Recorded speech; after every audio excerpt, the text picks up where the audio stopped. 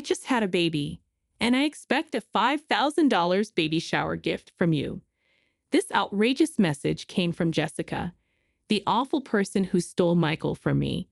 She lied about being pregnant to take him away, leading to our divorce.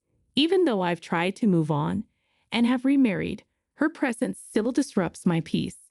She hasn't changed and still causes trouble without caring. I can hardly believe she's my real sister. Now that John has seen the message, ignoring it isn't an option. Reluctantly, I agreed to attend the celebration because John suggested we go. He seems to have a plan, and he's a warm and kind person. John hates dishonesty. He's smart and skilled at turning work situations to his advantage. So I trust he has a strategy in mind. She can laugh about it now, but soon she'll have to face the consequences for all her wrongdoings. I've been working as an office assistant in a local company since I graduated from college. I've been dating someone since my college days. Back then, through our club activities, I met Michael Smith, a medical student at the same university. His dad is a renowned allergy specialist, and it seems Michael is aiming to become a doctor too. His father's clinic is super popular, with patients coming from all over the country for treatment. Being the only son of a solo practitioner and heir to a well-known clinic, my first impression was that he was a smart, well-off guy. But as I talked to him, I found he was quite unique, and we both liked the same film director's work. I wanted to get to know him better, so I made the first move. "Hey, have you seen the new movie by that director? If not, want to go see it together?" A woman who likes those films. That's a bit surprising. Absolutely. I don't have many fans in my circle. I'm so glad I can watch it with you. My efforts paid off, and he began to see me as someone special. Our relationship continued not just through college, but afterwards too, and Michael proposed to me. When I was 25, Michael said, "I'm still learning to be a doctor, but in the future, I want to take over my dad's clinic and be a great doctor. I want you, Naomi, to be there to see it all. Will you marry me?" "Of course, I'd be delighted. Let's have a happy life together," I replied. I was on top of the world. I got pregnant right after getting married. Michael would definitely be a great dad. Boy or girl, as long as the baby was healthy, that was all that mattered. Michael was probably just as excited for the birth.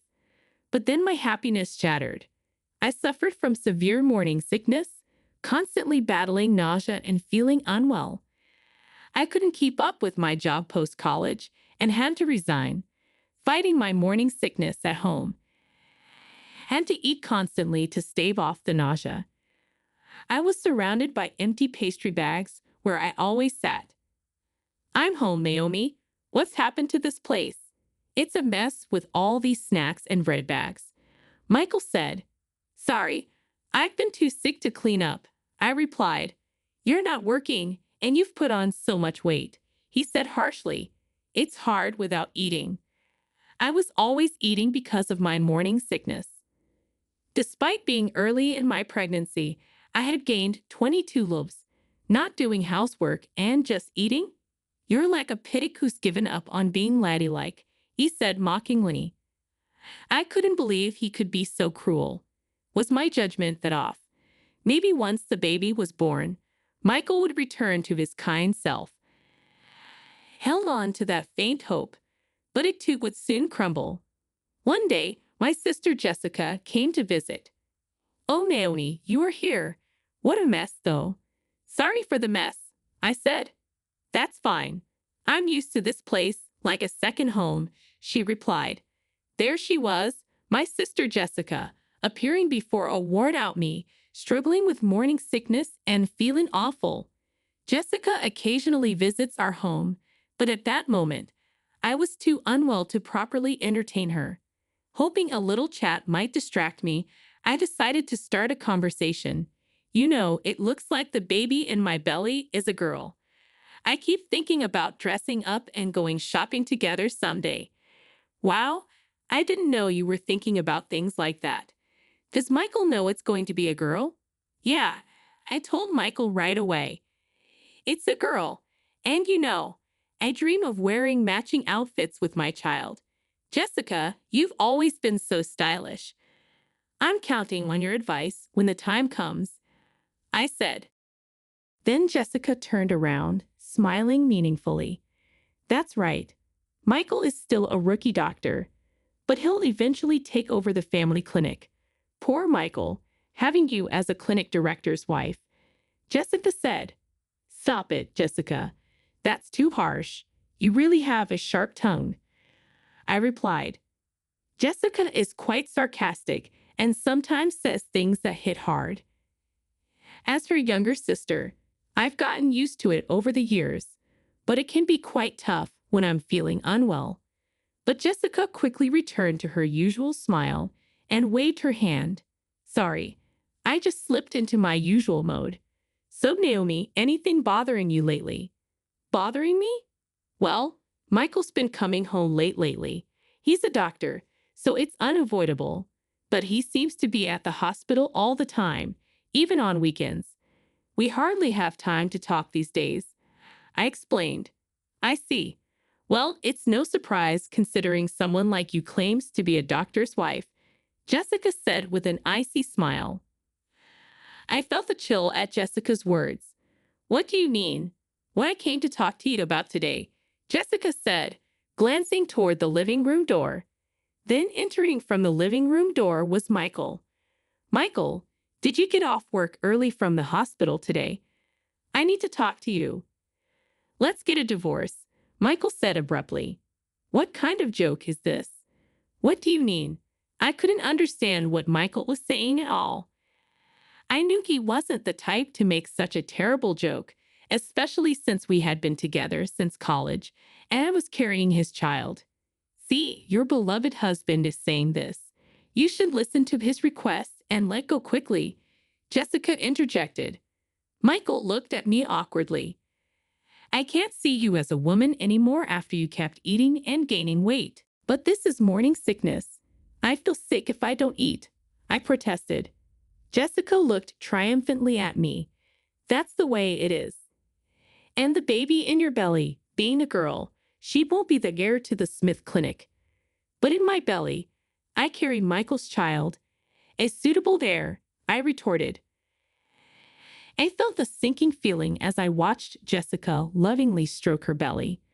I'm 3 months pregnant, and it's a boy, according to the tests. You can't be serious, Michael.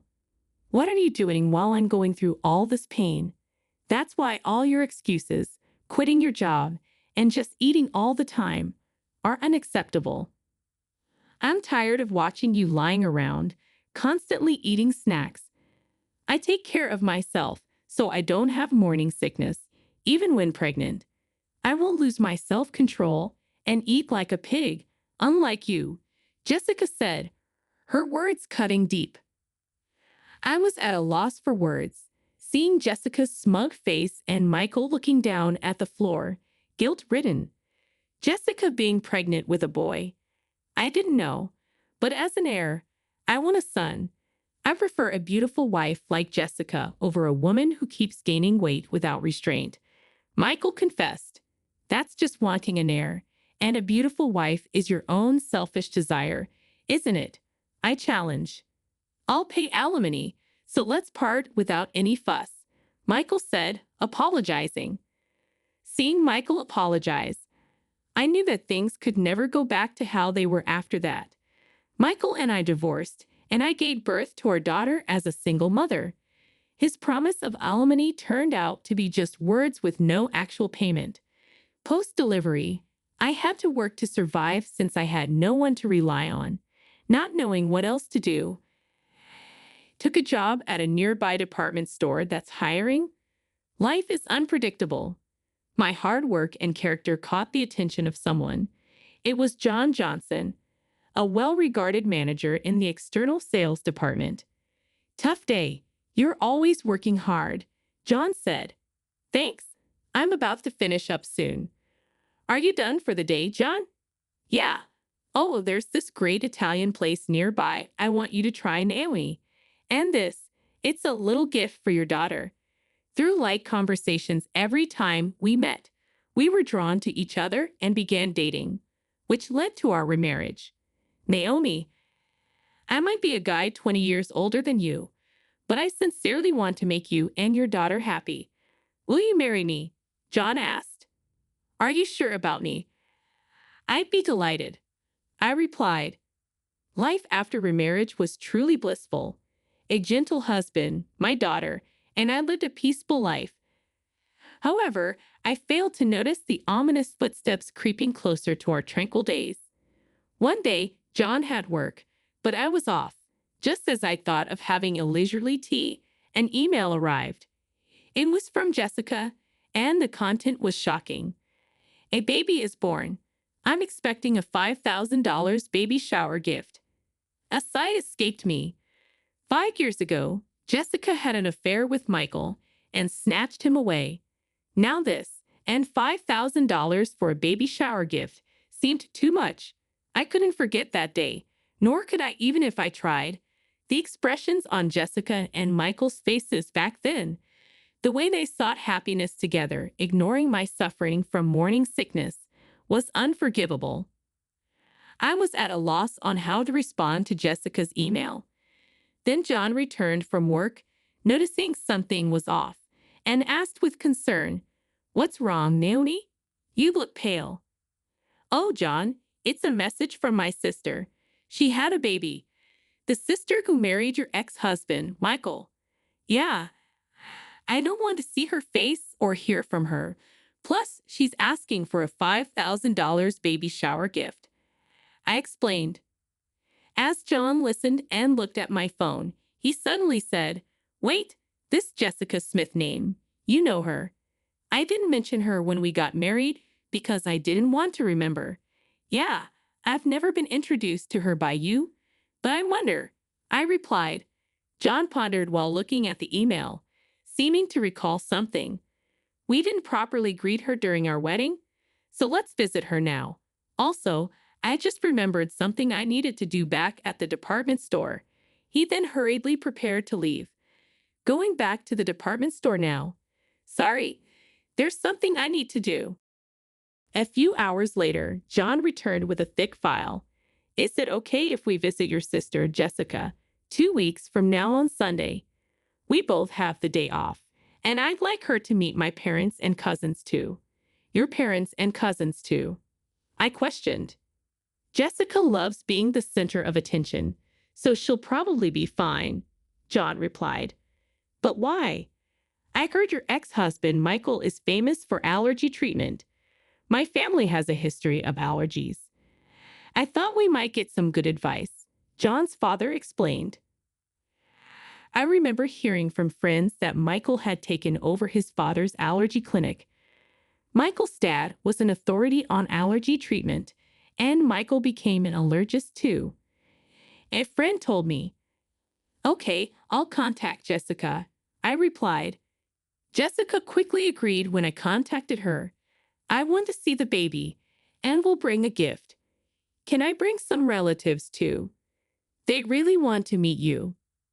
Of course, the more guests, the more gifts. Looking forward to seeing you in 2 weeks on Sunday. Jessica replied. 2 weeks later on Sunday, I visited Jessica's house with John, his parents, and relatives, including his cousins, in a quiet residential area. Her stylish house stood next to the clinic, its white walls gleaming. John's parents and relatives were surprised by its luxurious design, excited to meet the renowned allergist. Welcome. I've been waiting for you. Jessica greeted us. Long time no see, Jessica. You look happy, I remarked. Of course. I was worried about my first childbirth, but it all worked out in the end. Jessica replied. I felt something off in Jessica's words. First childbirth. Didn't you say you were pregnant with a boy before? Oh, did I not tell you?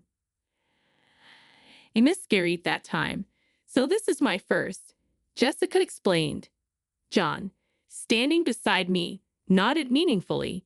Seeing John's face, Jessica started to tremble. Oh, hello. Nice to meet you, she greeted John's parents and relatives. Hello, you must be Naomi's sister. I heard a bit about the miscarriage. Yes, but I don't want to remember the miscarriage, I replied. Jessica turned her face away in a huff and started to walk off. Sorry about that.